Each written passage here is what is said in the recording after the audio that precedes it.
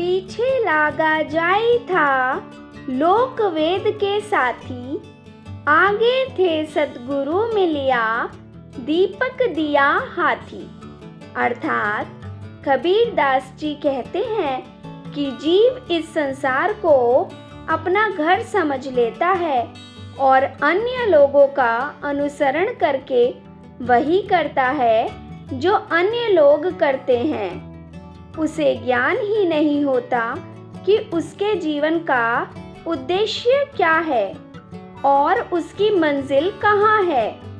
संसार के लोग माया के जाल में फंसकर मिथ्या आचरण करते हैं और भूल जाते हैं कि उनके जीवन का उद्देश्य हरि सुमिरन करना है, सत्य के मार्ग पर चलना है और मानवीय आचरण करते हुए ईश्वर के मार्ग का अनुसरण करना है। जब जीव को सद्गुरु का सानिध्य प्राप्त होता है तब उसे ज्ञात होता है कि सत्य क्या है और सत्य का मार्ग क्या है।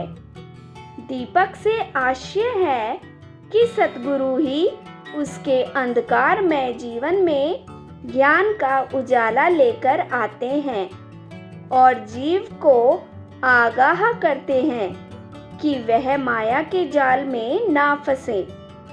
जिस अज्ञान के अंधकार में जीव स्वयं के जीवन को बर्बाद कर रहा होता है, उसे गुरु ही अपने ज्ञान के प्रकाश से दूर करते हैं। लोगों के हाथों में वेद है लेकिन ज्ञान नहीं, इसलिए कबीर ने किताबी ज्ञान के बजाय आचरण से ज्ञान प्राप्ति के लिए प्रेरित किया है।